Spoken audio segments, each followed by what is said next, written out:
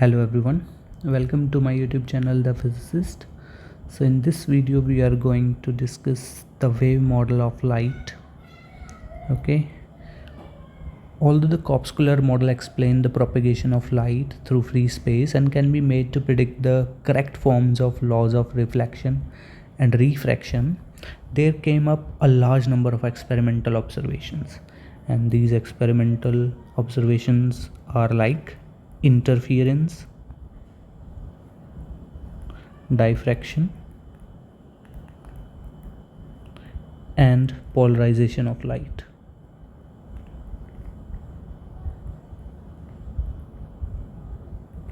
Okay, these experimental observation could not be explained on the basis of corpuscular model of light, and historically we know the Newton's rings, okay, which are the beautiful manifestation of the wave character of light.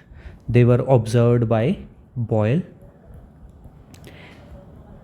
and by Hooke. Okay, they were observing these Newton rings. Okay, and that was around the middle of the 17th century.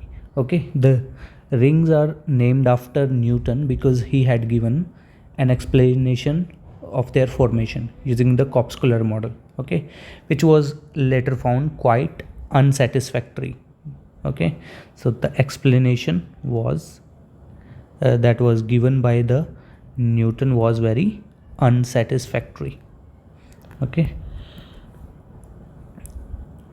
so around 1665, Grimaldi, which was an Italian physicist, and he was probably the first person to observe the phenomena of, so Grimaldi, he was the first one to observe the diffraction phenomena of diffraction of light as it passes through the small apertures. Okay, and Grimaldi concluded that light, and he quoted, light is a fluid, okay, that exhibits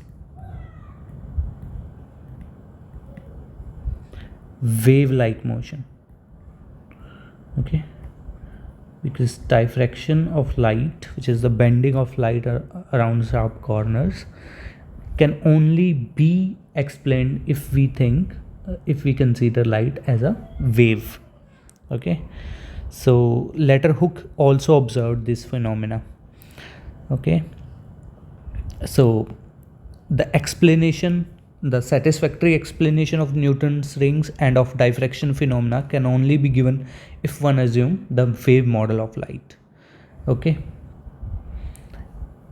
and about the middle of the 17th century, while the corpuscular model was accepted, the idea that light might be some sort of wave motion had begun to gain the ground. So in 1679 or 78 actually, the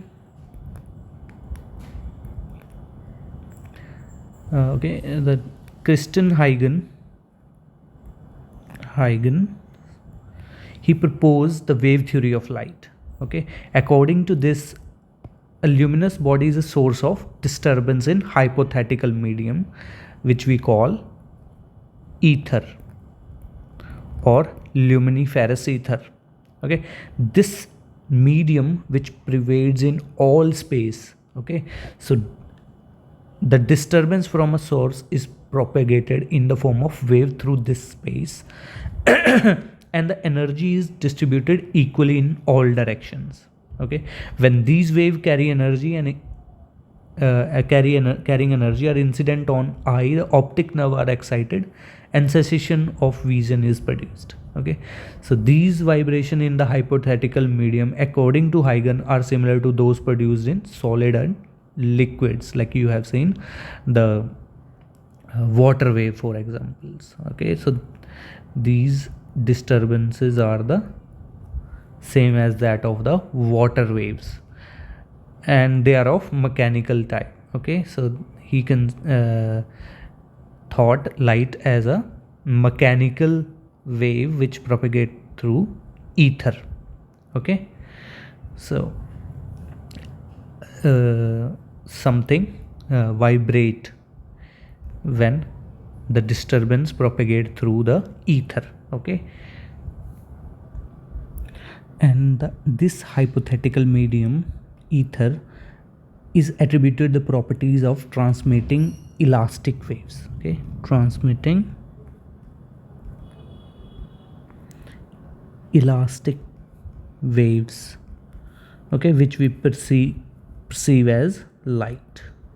Okay, so these transmitting elastic waves are actually light. Okay, Huygens assumed these waves to be longitudinal, and Huygens assumed these waves to be longitudinal. Okay, although based upon the longitudinal nature of a wave, we cannot explain the polarization. Okay, so polarization, he was unable to explain the polarization. That's why it was then concluded that these are not longitudinal waves but are transverse. Okay, transverse waves. A longitudinal wave is one in which vibrations are parallel to the propagation direction. Okay, so if the wave is propagated in this direction, the vibrations are like this. Okay, this only. So in transverse wave, the vibrations are perpendicular to the direction of propagation. So if this is the direction of propagation, then this will be the direction of vibration of the particles of the medium. Strange properties were attributed to the ether. It was supposed to be very rigid. Okay, so it was supposed to be extremely rigid. The ether is extremely rigid. Okay, so that it can support high frequency oscillations of light.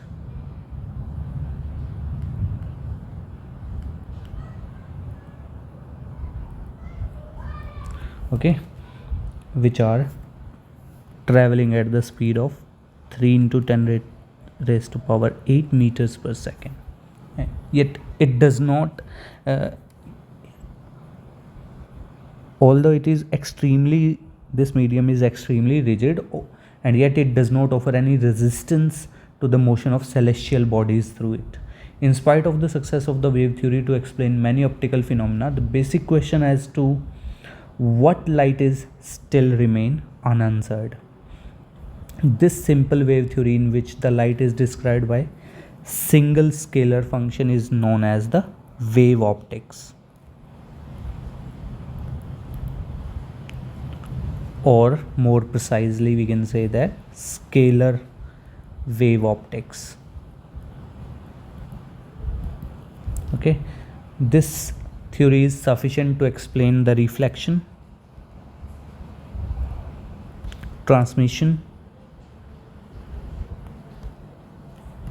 interference, diffraction, Fourier optics,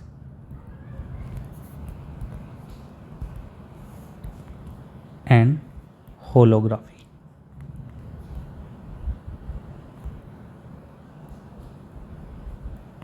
Etc. Okay, so however, so compelling was the Newton's authority that people around Newton had more faith in corpuscular theory than Newton himself, and no one really believed the Huygens wave theory until 1801, when Thomas Young performed the famous interference experiment, okay, which could only be explained on the basis of wave model of light. And as the light was believed to travel in straight lines, so Huygens tried to invoke unrealistic assumption in order to explain the rectilinear propagation of light using his wave theory. And this drawback was also the reason for the immediate non acceptance of the wave model. And using his experiment, Young showed that the wavelength of light, denoted by the symbol lambda, was about 6 into 10 raised to power minus 5 centimeters.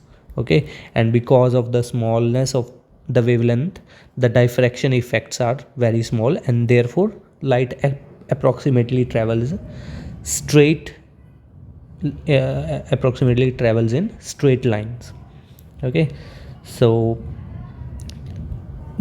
the branch of optics which the geometric optics, we can say, which is often neglects the finiteness of wavelength, and in this we can define the ray as the path of energy propagation in the limit of wavelength approaches to zero.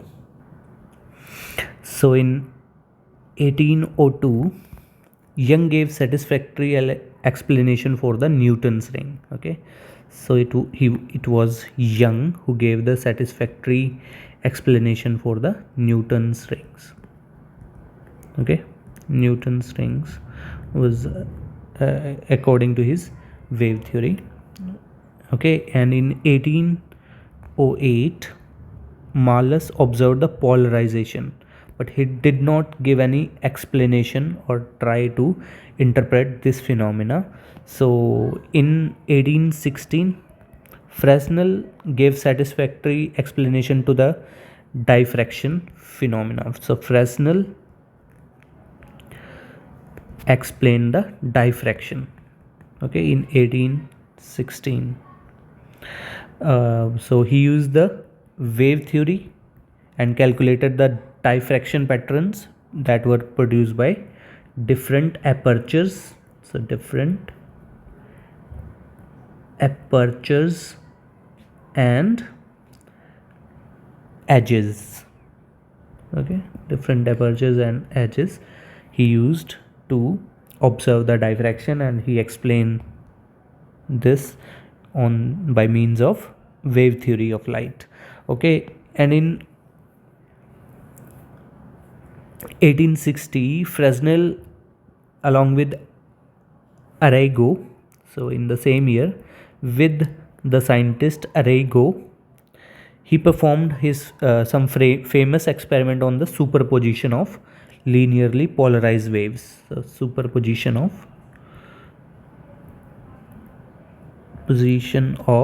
linearly polarized light waves, okay, which were explained by the Thomas Young, by assuming that light waves are transverse in character as compared to the longitudinal. Okay.